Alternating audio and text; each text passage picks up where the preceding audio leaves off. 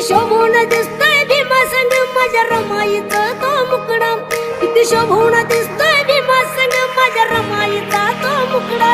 असं सोन्यानं बनवून घडवून दिलं ते घरदार